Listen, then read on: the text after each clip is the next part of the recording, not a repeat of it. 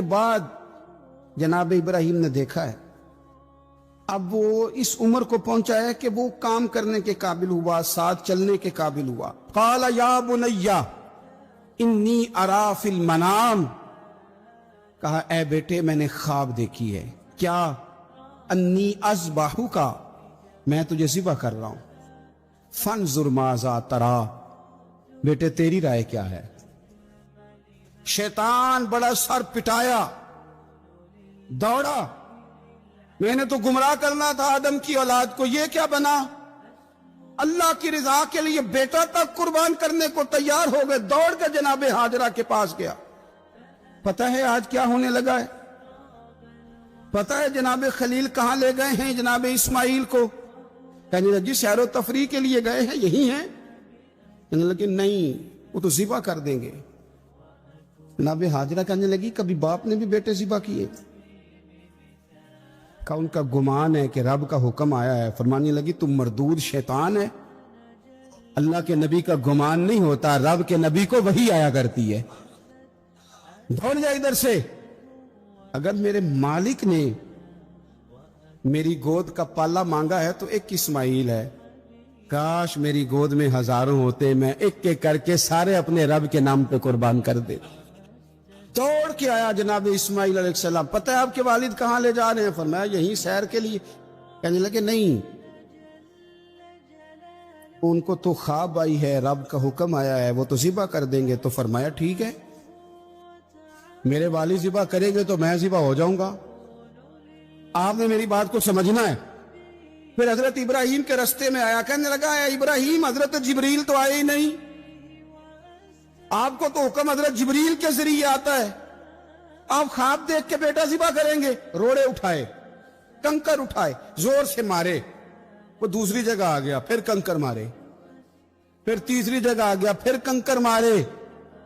حضرت ابراہیم خلیل نے فلما اسلم وتلہ للجبین، دونوں تیار ہو گئے، باپ نے بیٹے کو پیشانی کے بل لٹایا۔ مفسرین کہتے ہیں خود کہا تھا جناب اسماعیل نے ابا جی سیدھا لٹا کے ذبح نہ کرنا، ہو سکتا ہے چہرہ دیکھیں تو آپ سے چھری نہ چلائی جا سکے، آنکھوں پہ پٹی باندھ لو، مجھے الٹا کر کے لٹا لو اور میرے ہاتھ پیر باندھ لو۔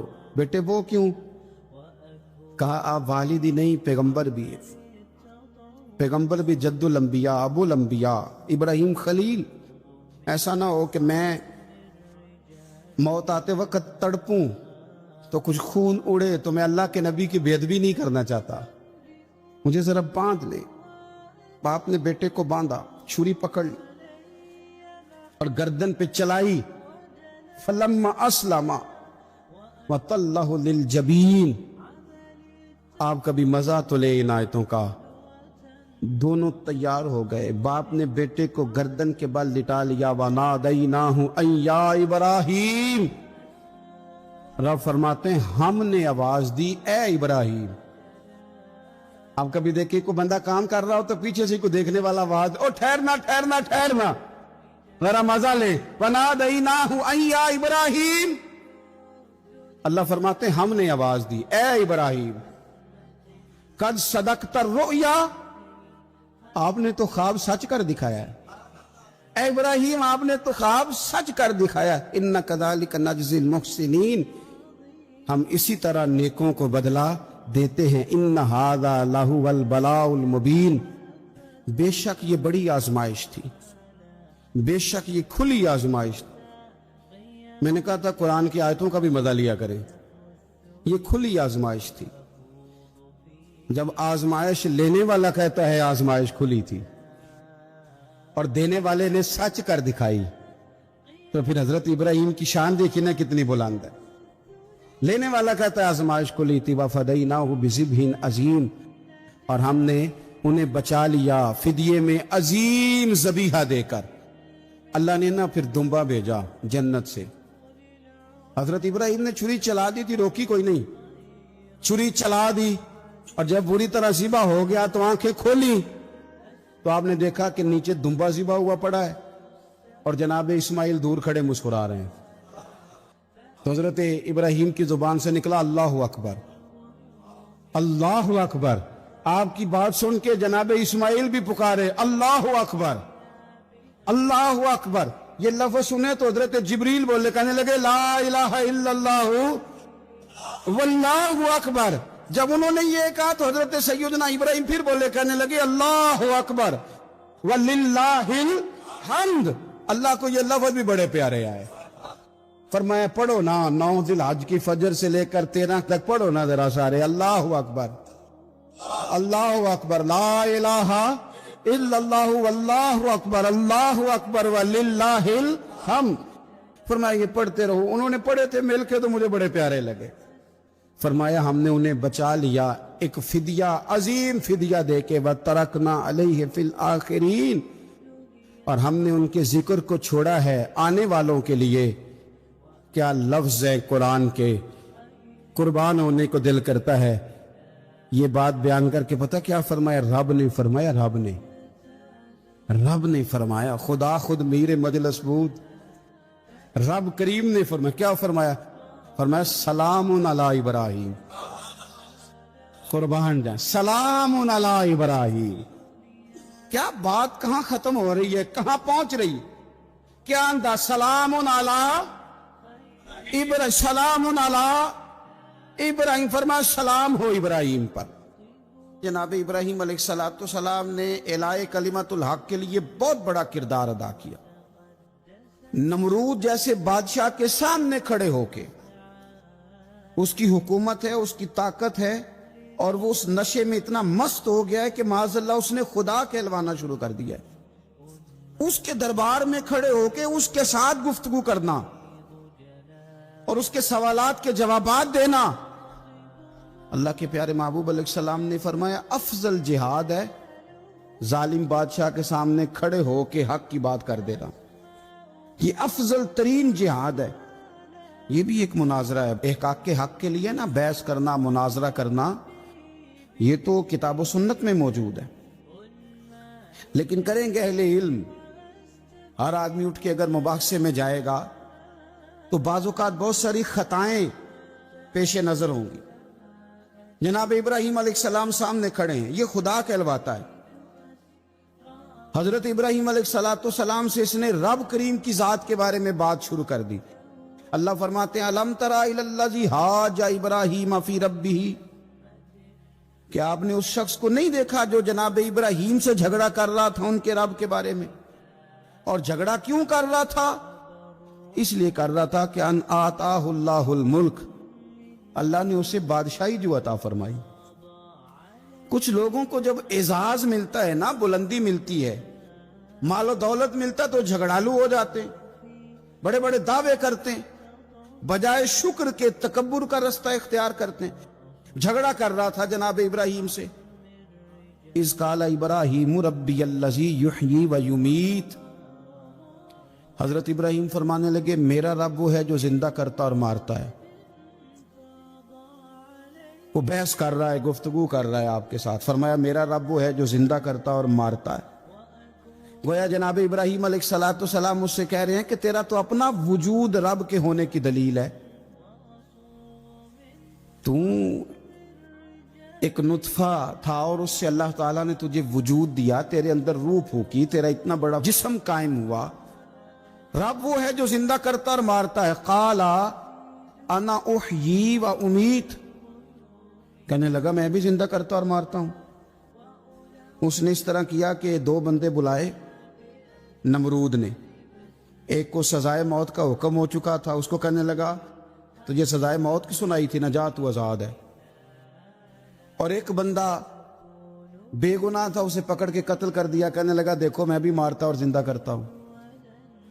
حالانکہ قتل کر دینے اور چھوڑ دینا, اس میں اور زندگی اور موت دینے میں کتنا بڑا فرق ہے. حضرت ابراہیم سمجھ گئے کہ بندہ موٹے دماغ کا ہے. کچھ لوگ موٹے دماغ کے ہوتے ہیں, بلا وجہ بحث کرتے رہتے. حضرت سعدی شرازی رحمت اللہ علیہ نے کیا خوب بات کہی. آپ فرمانے لگے 40 عالم بیٹھے ہوں, ایک دلیل سے انہیں چپ کرایا جا سکتا ہے, لیکن ایک جاہل بیٹھا ہونا تو وہ 40 دلیلوں سے بھی چپ نہیں کرتا, کیونکہ جاہل ہے نا.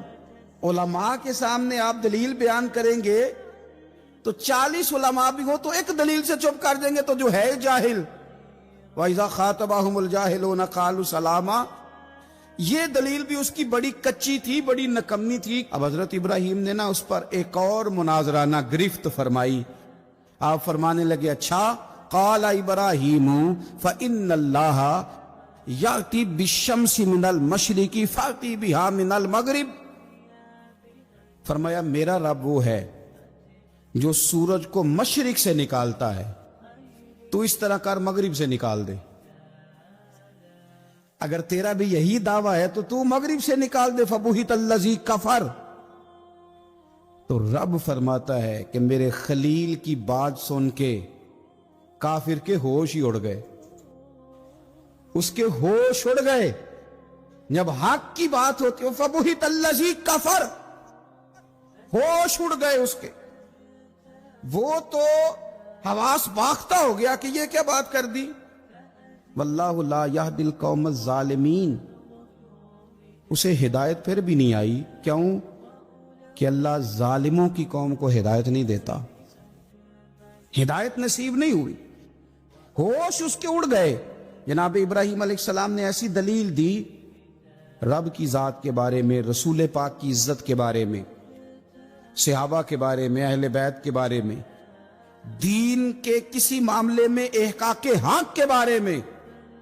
ہمیں یہ پیغام دیا گیا کہ جگہ کوئی بھی ہو، مقام کوئی بھی ہو، وقت کوئی بھی ہو، جب تم نے دین کی بات کرنی ہے تو پھر تم نے نا ذرا تگڑے ہو کے کرنی ہے، پھر تم نے مضبوط ہو کے کرنی ہے، دلیل کے میدان میں پھر تم نے آگے بڑھنا ہے۔ جناب ابراہیم علیہ السلام کا اس موقع پر جب آپ کے ساتھ بظاہر کوئی غلاموں کی فوجیں نہیں، امتیوں کی لمبی چوڑی کتاریں نہیں، وہاں بھی کھڑے ہو کے آپ نے فرمایا کہ تو جو دعوے کر رہا ہے تو جھوٹے کر رہا ہے، کائنات میں ایک ہی رب ہے جو سچا رب ہے، ایک ہی کائنات کا مالک ہے جو سچا ہے، ایک کی رازق ہے جو سچا ہے، اس کے سوا کوئی عبادت کے لائق نہیں، وہی ہے جو اس قابل ہے کہ اسے چاہا بھی جائے، اسے سجدہ بھی کیے جائے، اس کی بارگاہ میں جھکا بھی جائے، اسے معبود بھی جانا جائے، اسے رازق بھی مانا جائے، اس سے پیار بھی کیا جائے، اسی کے لیے جیا جائے، اسی کے لیے انسان دنیا سے جائے۔ اللہ تبارک و تعالی ہمیں بھی حضرت ابراہیم کی طرح حق کا علم بلند کرنے کی توفیق عطا فرمائے۔ حضرت ابراہیم علیہ السلام نے نا اپنی ساری حیات مبارکہ لوگوں کو دین کا صحیح سبق پڑھاتے گزاری۔ عقائد جو ہوتے ہیں نا ان کی پختگی انسان کو پختہ کرتی ہے۔ جب تک لوگ نظریاتی طور پر پختہ نہیں نہ ہوتے، وہ زندگی میں کسی شعبے میں بھی مومن بن کے وقت نہیں گزار سکتے۔ لوگوں کا عقیدہ توحید و رسالت اگر پختہ ہو جائے، عقیدہ توحید و رسالت اگر مضبوط ہو جائے، تو یہ جتنے لوگ پریشان ہوتے ہیں کہ پتہ نہیں کو جادو آ گیا ہے، پتہ نہیں کو سازش ہو گئی ہے، پتہ نہیں کو نظر لگ گئی ہے، پتہ نہیں فلانا میرے خلاف کیا کر رہا ہے، ان ساری آزمائشوں سے بندہ باہر آ جاتا ہے، عقیدہ ہی بڑا مضبوط ہے۔ اور جب انسان ڈرنے لگ جاتا ہے سانپ سے تو پھر ایک وقت آتا ہے وہ رسیوں سے بھی ڈرتا ہے۔ حضرت ابراہیم علیہ السلام ہو یا جتنے بھی انبیاء کرام گزرے ہیں، یا جتنے بھی ہمارے پاس آسمانی وحی کی تبلیغ کرنے والے نبی گزرے ہیں، ان سب نے عقیدہ توحید کی مضبوطی لوگوں کو سکھائی۔ کچھ عرصے سے لبرل لوگوں نے اور بعض دین بیزار لوگوں نے اس طرح کر کے دین بیان کرنا شروع کیا ہے کہ ایک پورا فتنہ دنیا کے اندر آ گیا ہے۔ وہ فتنہ کون سا ہے؟ عقل کو زیادہ استعمال کرنے کا فتنہ، کہ یہ چیز میری عقل نہیں مانتی لہذا میں قبول نہیں کرتا۔ وہ لوگ پھر آہستہ آہستہ دور نکل جاتے ہیں۔ دین اسلام روحانی دین ہے، تو بعض عقلی دلائل جن سے بندے کو پوری طور پر سمجھایا جا سکے، سکھایا جا سکے، حضرت ابراہیم علیہ السلام ان کا بار بار بیان فرماتے۔ دیکھیں، رب وہ ہوتا ہے جو حی بھی ہو، قیوم بھی ہو۔ رب کی شان یہ ہے نہ اسے نیند آتی ہے نہ اسے اونگ آتی ہے۔ رب کی شان یہ ہے کہ وہ ہر وقت، ہر لمحہ، ہر گھڑی اپنے بندوں کو دیکھتا ہے۔ وہ ہر ایک کی ضروریات سے آگاہ ہے کسی کو کتنا چاہیے، کب چاہیے، کیا چاہیے، مالک ہر وقت جانتا ہے۔ اللہ تبارک و تعالی اپنے بندے کے سکھ سے، دکھ سے، آزمائش سے، امتحان سے، کامیابی سے، ہر چیز سے آگاہ ہے۔ تو رب ہو بھی وہی سکتا ہے کہ جو اتنی طاقتوں کا مالک ہو۔ حضرت ابراہیم علیہ السلام کے زمانہ مبارکہ میں نا کچھ لوگ ایسے تھے جو چاند کی پوجا کرتے تھے، کچھ سورج کی پوجا کرتے تھے، کچھ ستاروں کی پوجا کرتے تھے۔ اللہ کا قرآن کہتا ہے کہ فلما جن علیہ اللیل، جب حضرت ابراہیم علیہ السلام پر رات کا اندھیرا چھا گیا نا تو رآ کوکبا، انہوں نے نا تارا دیکھا، قال ھذا ربی، ستارہ دیکھ کے کہنے لگے اسے میرا رب کہتے ہو، کیا یہ رب ہے؟ فلما افلا، پس جب وہ ڈوب گیا، قالا لا احب الآفلین، کہنے لگے میں ڈوبنے والوں کو پسند نہیں کرتا۔ چمکتا ستارہ تم نے اسے خدا کہا، اور جب وہ ڈوب گیا تو فرمانے لگے یہ بھی کوئی رب ہو سکتا ہے جو شام کو چڑھے اور سویرے ہو ہی نہ، یہ کیسے رب ہو سکتا ہے؟ جب وہ چڑھا ستارہ تو فرمایا اسے میرا رب کہتے ہو، جب ڈوب گیا تو فرمایا میں ڈوبنے والا، میری سوچ بڑی ہے، میرا معیار بڑا ہے، میں ڈوبنے والوں کو مانا، اسے کیسے خدا مان لوں جو ڈوب ہی جائے؟ پھر کیا ہوا؟ فلما رأى القمر، پھر انہوں نے چاند دیکھا بازیگن چمکتا ہوا، قال ھذا ربی، کہنے لگے اسے میرا رب کہتے ہو۔ فلما افلا، پھر وہ بھی ڈوب گیا، چاند بھی ڈوب گیا، قال لئن لم یہدنی ربی لأکونن من القوم الضالین، فرمانے لگے اگر میرا رب مجھے پہلے سے ہدایت نہ دیتا تو میں بھی گمراہ لوگوں میں سے ہو جاتا۔ وہ چاند جو رات کو چڑھا اور سویرے ملا ہی نہیں، وہ کیسے خدا ہو سکتا ہے؟ خدا تو وہ ہے کہ جس کو جب پکارو وہ پکار کو سنے، وہ میدان میں بھی سنے، وہ گھر میں بھی سنے، وہ اندھیرے میں بھی سنے، وہ روشنی میں بھی سنے۔ وہ ایسا مالک ہے کہ جس کا دیا ہوا رزق ماں کے پیٹ میں بھی پہنچے اور اس کی دی ہوئی زندگی قبر میں بھی بندے کے ساتھ چلی جائے، قبر کے اندر بھی بندہ اٹھ کے بیٹھ جائے خدا کی دی ہوئی توفیق سے، وہ رب ہے۔ پھر جب سورج کو چمکتے ہوئے انہوں نے دیکھا، قال ھذا ربی ھذا اکبر، کہنے لگے کیا اسے میرا رب کہتے؟ یہ تو بڑا بھی ہے، سورج تو بہت بڑا ہے، اسے رب کہتے ہو؟ فلما افلت، پس جب وہ بھی غروب ہو گیا، قال یا قومی انی بریء مما تشرکون، فرمانے لگے لوگوں میں بری ہوں اس سے جو تم رب کے ساتھ شریک ٹھہراتے ہو، میں ان سب سے بری ہوں، تو آپ پھر کیا ہیں؟ کہنے لگے انی وجہت وجہی للذی فطر السماوات والارض حنیفا وما انا من المشرکین، کہنے لگے میں نے ہر باطل سے جدا ہو کے اپنا منہ اس رب کی طرف کر لیا ہے جو زمین و آسمان کو پیدا کرنے والا ہے، اور میں مشرکوں میں سے نہیں ہوں، میں نے اپنا منہ اپنے رب کی جانب کیا، میں نے اپنی توجہ اس طرف کی ہے جو زمین و آسمان کو پیدا کرنے والا ہے۔ تو حضرت ابراہیم علیہ السلام بار بار اپنی قوم کو نشاندہی کرتے، بتاتے کہ یہ جن چیزوں کو تم رب مانتے ہو یہ اس قابل نہیں ہے، اور آپ نے اس کے کئی مظاہر بیان کیے، کئی آپ نے ان سے کہا کہ ان بتوں کی پوجا کرتے ہو جو نہ نفع دے نہ نقصان دے، ان کے سامنے جھکتے ہو، نہ تمہاری آواز سنے نہ بات سنے۔ دنیا میں ڈھیر ساری بت پرستی ہے آج بھی، اور مسلمانوں کو حاجت ہے کہ وہ قرآن مجید کی آیات کو یاد کریں، حضرت ابراہیم علیہ السلام کے ان دلائل توحید کو وہ ازبر کریں۔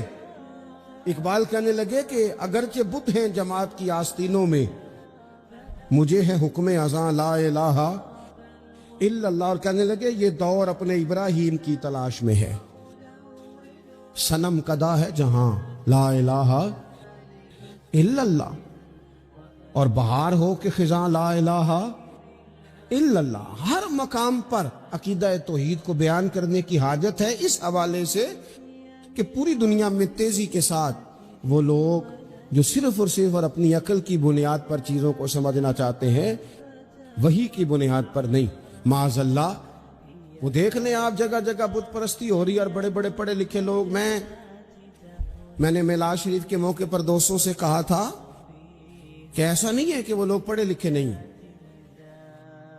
बड़े बड़े पढ़े लिखे PhD स्कॉलर, बड़े बड़े MPhil के मकाले लिखने वाले, मास्टर की डिग्रियां रखने वाले ऐसे बेवकूफ हैं कि खुद जाके कहते हैं बुत खाने में, माज़अल्लाह के एक बुत दे दो, रंग ये वाला हो, वजन इतना को हो, जगह इतनी है, इतनी को जगह पे फेटा आ जाए, और फिर वो घर लेके जाते हैं तो मुरम्मत कराने भी लाते हैं, कहते हैं आंख निकल गई दोबारा लगा दो। कैसे बेवकूफ हो, उसको माज़अल्लाह खुदा बनाए हुए हो, जिसके बारे में तुम्हारा ये गुमान है कि ये हमारा रब है, माज़अल्लाह, तुम उसको मुरम्मत कराने लाए हुए हो, उसका रंग उतर गया और रंग कराने लाए हुए हो। मैं, आप यकीन करें, कभी कभी महव हैरत हो जाता हूं। मैं सोचता हूं हम लोगों को मेहनत करके दीन हासिल करना पड़ता तो बड़ा मुश्किल था। बड़े बड़े पढ़े लिखों की अकलों पे पर्दे पड़े हुए हैं। ये तो खुदा ने रहमत की है, पैदा ही उस माँ की गोद में हुए हैं जिसने पैदा होते ही कहा, बेटा पढ़ो बलगल गुलाब कमाल ही का शफत दुजाब जमाल ही हसनत जमी खिसाल ही सल्लु अलैहि वाली। हमारे यहाँ तो लोरियां ही हुजूर की नातों की, अल्लाह तबारक व तआला की तौहीद की मिली, इस पर सजदा शुक्र अदा करना चाहिए, वरना बड़े बड़े समझदार कहलाने वाले लोग अड़े हुए। तो हजरत इब्राहीम खलीलुल्लाह अलैहिस्सलातु सलाम को अल्लाह तबारक व तआला ने बड़ी अजमतों, रिफतों, बुलंदियों और शानों के साथ माला माल फरमाया। चूंकि उनका इतना ज्यादा जिक्र है कुरान पाक के अंदर, अहादीसे सहीहा के अंदर, हुजूर के मुकद्दस फरामीन के अंदर, तो हजरत इब्राहीम अलैहिस्सलाम की सीरत मुबारक हमें सीखनी चाहिए। एक तो कुरान मजीद जो हमें उनके तज़किरे सुनाता है, बताता है, उस पर हमें तवज्जो देनी चाहिए, और एक ये कि देखना चाहिए किस चीज के ऊपर ज्यादा उनका मिजाज था। तो हजरत इब्राहीम अलैहिस्सलाम की जिंदगी में एक बात बड़ी खास है, वो ये है कि उनका तवक्कुल बड़ा मजबूत था, भरोसा बड़ा मजबूत था। हमारे यहाँ टूटते बिखरते लोगों के ख्यालात, और जिस चीज से सबसे ज्यादा लोग पीछे हटते जा रहे हैं माज़अल्लाह ताला, वो यकीन की कमजोरी है, अदम एतमाद। यानी आपने सूट पहन लिया है, आपने अपनी मर्जी का रंग पसंद किया है, आपने अपनी मर्जी के दर्जी से सिलवाया है, आपने अपने तरीके से उसे इस्तेमाल किया है, लेकिन फिर भी आप चाहते हैं कि हर बंदा कहे बड़ा अच्छा लग रहा है, जब तक 100 बंदा न कहे तबीयत मुतमईन ही नहीं, सारे ना जब तक कहे मान। किसी एक ने कोई बात कर दी तो जनाब वो हो सियाना बयाना नौजवान पढ़ा लिखा, वो कहता है पता करो मैं ठीक नहीं लग रहा, तो आप छोड़ दें, इतने कमजोर हो जाएंगे आप। यही हाल इल्ला माशाअल्लाह खवातीन का है। इस तरह तो इंसान दिन ब दिन कमजोर होता है। 95 लोगों ने आपकी तारीफ की, 4-5 लोगों ने तनकीद कर दी, तो इतनों को तो करनी भी चाहिए थी, अगर ना करते तो नजर लग जाती। 2-4 तो वैसे भी होने चाहिए, तभी तो इंसान जचता नजर आता है। तो मेरे भाई, इतना ज्यादा जो लोग कमजोर पड़ जाते हैं, तवक्कुल से निकल आते हैं, और फिर जरा हालात खराब हुए नहीं, जरा, सारी जिंदगी मीठा खाने को मिला, बड़े खुश थे, बड़े अच्छे थे, लेकिन उस मीठे में से एक बादाम कड़वा निकल आया, सिर्फ एक बादाम, तो क्या आप उस सारे मीठे को ही गलत कह देंगे? भाई निकल ही आता है, कभी कुछ ऐसा हो भी जाता है, ना चाहते भी हो जाता है, मूड खराब कर लेंगे आप, हद कर देंगे।